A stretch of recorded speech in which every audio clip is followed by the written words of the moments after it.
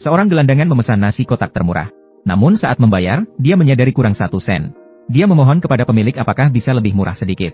Namun pemilik malah langsung membuang nasi ke wastafel. Lebih baik dibuang. Tidak mau memberinya makan. Cepat pergi. Baiklah. Jangan bikin jijik di sini, cepat pergi.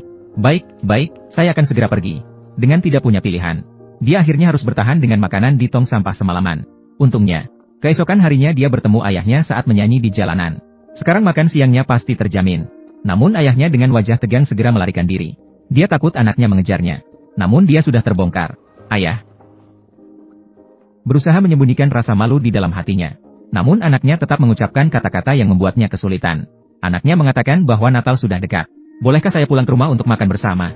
Belum menunggu ayah bicara, Ibu tiri langsung menolak dengan tegas. Matanya penuh dengan penolakan. Meremehkan status rendah anak tiri ini. Tidak tahan dengan aroma yang keluar dari tubuhnya. Namun meskipun begitu, ayah pada saat hendak pergi, diam-diam memberikan selembar uang kepada anaknya. Itu adalah penyesalan di dalam hatinya. Namun pria itu tidak menyerah. Karena di dalam hatinya, ia sangat menghargai dan gigih terhadap kasih sayang keluarga. Pada hari Natal, dia benar-benar diam-diam datang ke rumah ayahnya. Setelah memikirkannya dengan matang, dia akhirnya mengumpulkan keberanian untuk mengetuk pintu. Namun saat pintu terbuka, senyuman ayahnya langsung membeku, mengungkapkan kebingungan dan kebimbangan.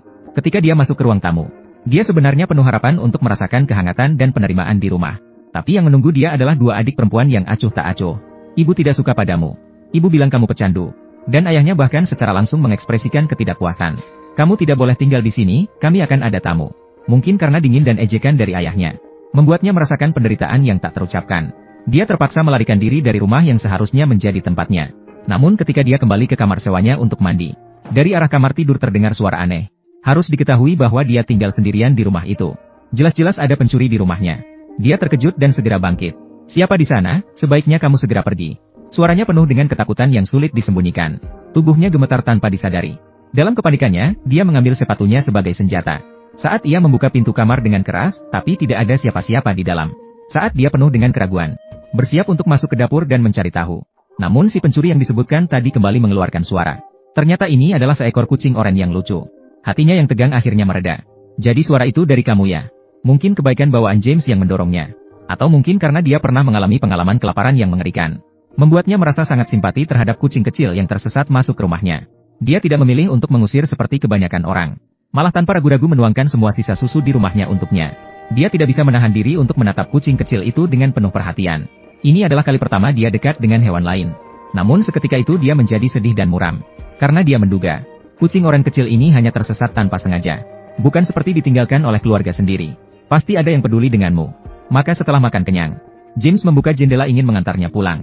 Namun yang tak terduga baginya, kucing oranye sepertinya enggan meninggalkan tempat sementara ini. Kucing itu menoleh dan menatap James. Matanya penuh dengan rasa sayang yang menyedihkan. Mungkin karena terlalu kesepian di dalam hatinya, James memutuskan untuk membiarkannya semalam. Saat malam menjadi sunyi, James bahkan tak tahan untuk menyanyikan lagu untuk kucing ini. Dengan musik asli, menceritakan kisah 2 jiwa yang kesepian. Ketika lagu tidur berakhir, si kucing oranye tanpa was-was melompat ke tempat tidurnya dan tidur nyenyak. Keesokan harinya pagi-pagi, James mulai mengetuk pintu rumah-rumah sambil membawa kucing kecil tersebut. Namun sayangnya, tidak ada yang mengklaim kucing oranye yang lucu ini. James akhirnya melepaskan kucing itu di tempat asalnya. Sebenarnya dia sudah mulai curiga bahwa kucing itu mungkin kucing liar. Awalnya dia merasa iba. Namun kekejaman realitas membuatnya harus menghadapi kenyataan. Dia sendiri sulit untuk menghidupi dirinya sendiri. Lagi pula, dari mana dia bisa memiliki energi untuk merawat kucing? Namun takdir mereka belum berakhir. Setelah mengantarkan kucing pergi, James pergi ke pinggir jalan untuk bernyanyi. Namun pekerjaannya hari ini sangat tidak lancar. Dia baru saja membuka stand dagangnya ketika diusir oleh petugas keamanan tanpa belas kasihan. Malam pun tiba. Ketika dia kembali ke rumah dengan tubuh yang lelah, dia secara tak terduga menemukan kucing oranye itu duduk di depan pintu rumahnya. Saat dia mendekat, dia menyadari bahwa kucing kecil itu terluka. Dia segera melepas pakaiannya, mengangkat kucing kecil dengan hati-hati. Namun karena tidak menemukan pemilik kucing, dia akhirnya meminta bantuan gadis tetangga. Betty membersihkan luka bernanah kucing dengan sederhana, lalu memberitahu James untuk segera pergi ke rumah sakit amal gratis untuk perawatan lebih lanjut. Untungnya, kucing segera mendapat perawatan. Batu besar di hati James pun sedikit jatuh ke tanah. Namun saat dia hendak berterima kasih dan pergi, pikirannya terganggu oleh perkataan resepsionis. Perawatannya gratis, namun obat-obatan harus dibayar. Biaya obat selanjutnya mencapai 22 pound. Bagi seorang gelandangan seperti dia, ini tanpa ragu merupakan jumlah yang besar. Ini adalah biaya makan saya minggu depan. Kalau kamu mau beli, silakan. Namun semakin baik hati seseorang, semakin sulit melihat penderitaan dan keputusasaan di dunia. Dia tetap memutuskan untuk menggunakan tabungan minggu depan. Dia pergi untuk mendapatkan kesehatan Little Orange. Namun masalah yang lebih besar masih menanti di belakang. Kucing oranye ini tampaknya tidak berterima kasih. Dia tidak mau makan obat sama sekali. Menghadapi kebaikan James, Little Orange malah menggigit tangannya. Dalam keadaan tanpa solusi, dia harus meminta bantuan Betty sekali lagi. Tidak disangka kucing menjadi sangat jinak di tangan Betty. Dengan mudah dia memberikan obat kepadanya. Saat mereka sedang berbincang-bincang, mereka memberi nama yang bagus untuk kucing kecil itu, Bob. Karena peran Bob sebagai penghubung, James dan Betty mulai mengobrol. Betty memberitahu James, ada banyak pecandu di komunitas ini. Dan yang paling dibencinya seumur hidup adalah obat-obatan jahat itu. Ketika ditanya tentang keadaan James, James mengatakan bahwa dia adalah musisi independen tanpa kontrak dengan agen. Dan dia mengatakan demikian hanya karena tidak ingin membuat Betty membencinya. James sebenarnya adalah seorang penyanyi jalanan. Dia juga seorang pecandu yang telah jatuh lama. Di siang hari dia menghasilkan sedikit uang dengan bernyanyi. Di malam hari, dia menukarkan uang itu untuk sedikit kebahagiaan sementara. Baginya, hidup tampaknya tidak memiliki masa depan. Dan bahkan tidak ada kebahagiaan. Meskipun dia mencoba untuk melepaskan diri dari takdir, untuk menghilangkan kebiasaan buruk yang membuatnya terjebak. Namun puluhan percobaan itu selalu berakhir dengan kegagalan.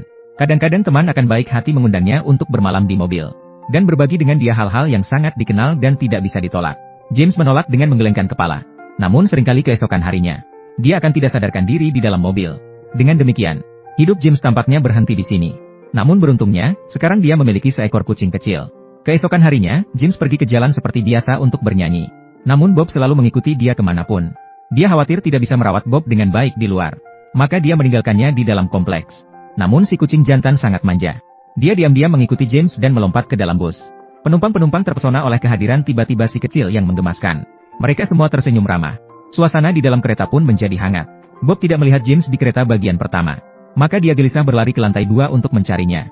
Benar saja, dia melihat pemiliknya di sana. James hanya bisa membiarkannya duduk di dekat jendela, agar dia bisa menikmati pemandangan kota yang ramai. Untuk mencegah Bob berlarian ke sana kemari, petugas kereta membawa tali untuknya. Tali untuk Bob. Setelah turun dari mobil, karena kerumunan orang, Bob waspada dan melihat ke sekeliling. Dia mengeksplor dunia yang baru dengan mata penuh rasa ingin tahu.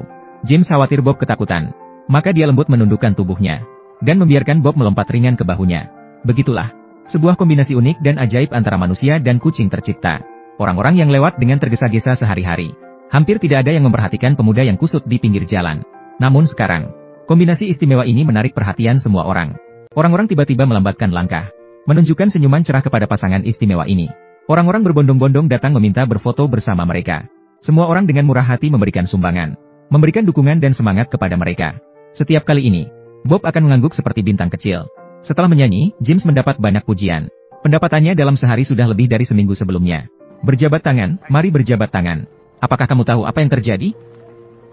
Kamu benar-benar makhluk kecil yang lucu dan menawan. Pada senja, mereka naik bus bersama pulang. James juga dengan hati-hati memilih tali pengikat baru untuk Bob. Tidak hanya itu, mereka pergi bersama ke supermarket.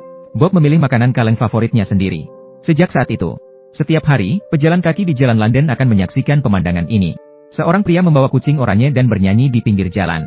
Mereka menginterpretasikan kisah musik mereka yang unik. Kadang-kadang kucing kecil duduk manis di atas gitar, seolah-olah juga menambah warna pada musik. Kadang-kadang dia akan duduk tenang di samping tuannya, berbagi waktu yang tenang itu bersama. Pertunjukan mereka mulai menarik perhatian dan cinta dari banyak orang. Kehidupan James pun mulai berjalan dengan baik. Sementara itu, James dan Betty juga semakin sering berinteraksi. Hubungan mereka perlahan-lahan menjadi lebih dekat tanpa disadari. Namun pada suatu hari, teman pecandu narkoba James sebelumnya datang ke pintu. Dia tahu bahwa James sedang baik-baik saja belakangan ini. Maka dia berharap James bisa memberinya tempat tinggal. Namun James dengan tegas menolak permintaan tersebut. Namun temannya tetap meminta dengan keras, memohon agar diberi uang untuk makan. Meskipun hatinya tidak tega, namun dia tahu tidak bisa membiarkan perilaku seperti itu. Dia memperingatkan agar jangan menggunakan uang untuk membeli barang yang merugikan. Namun ketika dia pulang ke rumah pada malam itu, namun ia menemukan bahwa hal yang paling ia khawatirkan terjadi. Teman siangnya saat ini tergeletak lemah di tanah. Di sebelahnya terdapat jarum suntik bekas berserakan. Hati James seketika merasa hancur. Dia segera menyadari bahwa ini disebabkan oleh overdosis. Dengan panik, dia meminta pertolongan dari orang-orang di sekitarnya. Betty mendengar teriakan minta tolongnya dan segera datang. Dia segera jongkok untuk memeriksa keadaan di tanah. Lalu dengan tegas ia mengambil tindakan pertolongan pertama untuk menyelamatkan. Namun ketika ambulans tiba dengan cepat, temannya tetap tidak bernapas dan jantungnya berhenti. Para dokter berusaha sekuat tenaga namun tak bisa menyelamatkan. Pemandangan ini membuat James dan Betty terbenam dalam kesedihan yang mendalam. Mereka menyaksikan kepergian hidup itu dengan mata kepala sendiri. Hatiku dipenuhi dengan kekaguman dan kesedihan yang tak terucapkan. Di tengah suasana sedih, gadis itu juga mengungkapkan rahasia di dalam hatinya. Dia begitu membenci pecandu narkoba. Karena kakak laki-lakinya juga pernah menjadi salah satunya. Kakaknya dulunya seorang pelukis berbakat. Namun setelah terjerumus ke dalam narkoba, dia menjadi hancur lebur. Bahkan saat meninggal di dalam bak mandi.